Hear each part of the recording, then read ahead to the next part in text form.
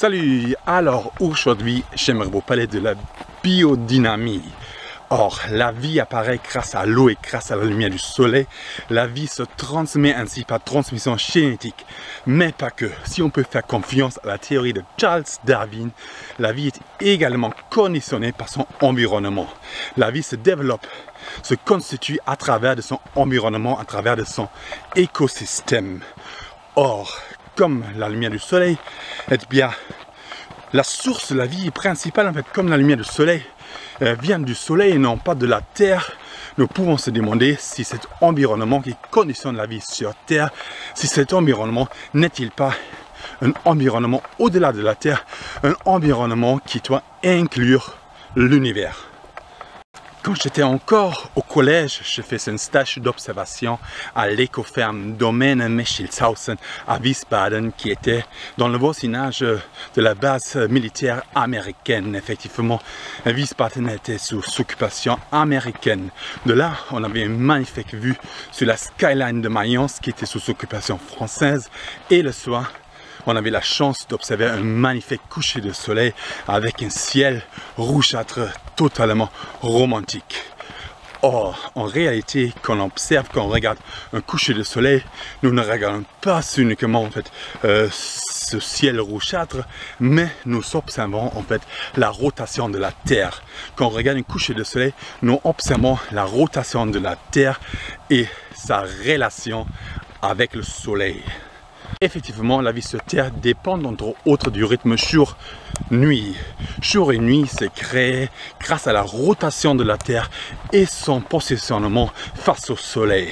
La vie sur Terre dépend également de la météo et du climat qui en résulte et qui en résulte également des 4 saisons, printemps, été, automne et hiver, qui les 4 saisons dépendent également de l'inclination de la Terre et de son emplacement sur l'orbite face au Soleil.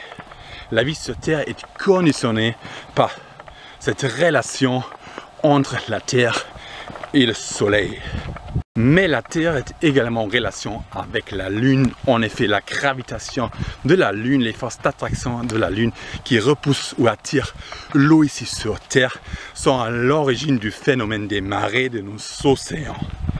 Effectivement, les sabres aussi émettent des pulsations qui sont en face avec les marées lunaires de nos océans.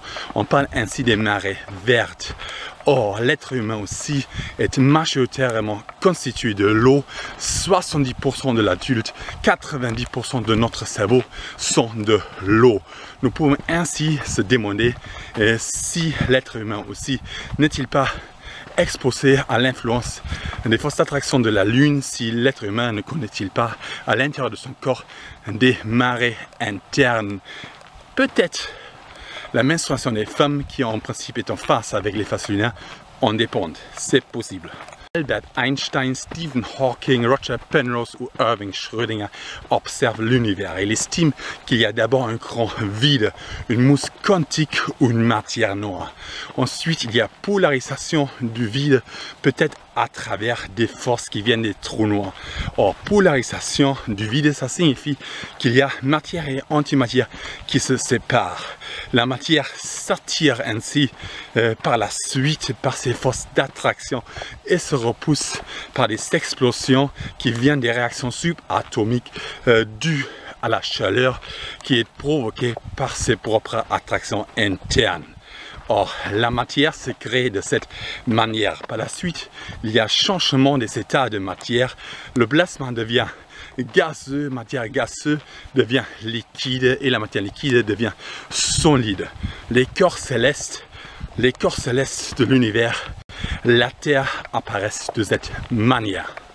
La vie sur Terre dépend de la relation entre la Terre et le Soleil et entre la Terre et la Lune, mais pas que. La Terre elle-même est constituée par sa relation avec le reste de l'univers, par son conditionnement subatomique et son conditionnement due à la radiation dont elle est exposée. Effectivement, la vie sur Terre dépend de la gravitation, des forces d'attraction de l'univers. La vie sur Terre dépend également de la radiation électromagnétique, de la radiation radioactive, de la radiation lumineuse, de la radiation pulsatoire, de la radiation ondulatoire et vibratoire de l'univers. Le langage principal des plantes, le langage primaire de la nature qui communique par la vibration. Or, comme la vie sur Terre dépend de tous ces faits, nous devons peut-être vraiment s'interroger et inclure ces connaissances à notre compréhension du monde. Carl Gustav Jung parle d'une certaine énergie psychique. Son élève Gerda Boyesen est à l'origine de ce qu'elle appelle la psychologie biodynamique. Or, la psychologie biodynamique établit un lien entre psychologie, corps et environnement. En effet, en psychologie biodynamique, notre psychologie s'exprime à travers de notre corps, s'exprime à travers de notre corps qui prend forme. En psychologie biodynamique, on établit en quelque sorte un lien entre matière noire et matière solide. En psychologie biodynamique, notre psychologie s'exprime à travers de notre corps qui prend forme. Michel de Nostradame, mieux connu sous le nom de Nostradamus, n'était pas uniquement prophète, il était surtout médecin à la cour royale et ami proche de Catherine de Médicis. À l'époque, il pratiquait une médecine ancienne, on va dire, une médecine qui a pris en compte les plantes médicinales, tout ce que nous avons dit par rapport à la naturothérapie.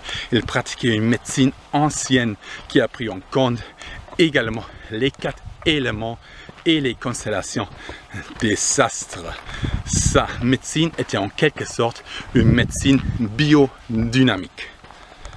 Rudolf Steiner formule ainsi sa théorie de la biodynamie, plus précisément de la biodynamie agricole ou de l'agriculture biodynamique. Il estime que toute agriculture pré-industrielle, que ce soit permaculture ou agroforesterie, dont nous avons déjà parlé dans une vidéo précédente, il estime que toute agriculture pré-industrielle était à la base une telle agriculture biodynamique qui inclut l'influence de l'univers, l'influence cosmique, l'influence des astres dans l'écosystème terrestre, dans la compréhension des plantes, dans la compréhension de l'agriculture sur Terre. Psychologie, médecine et agriculture biodynamique. S'agit-il de métaphysique et de spiritualisme? Thalassothérapie, naturothérapie, luminothérapie ou phytothérapie. Nous avons déjà parlé des effets bienfaiteurs de la nature sur la santé de l'être humain. Or, ce qui est sûr, l'être humain est en bonne santé quand il est en osmose avec l'environnement qui le conditionne. L'être humain est en bonne santé quand il vit en osmose avec l'environnement qui le conditionne. Et c'est ça la biodynamie. C'est ça la biodynamie. Et moi, éco-jogger, c'est bien pour cette raison que je pratique aujourd'hui encore moins éco-jogging, pour vivre en osmose avec l'environnement qui me conditionne. C'est parti.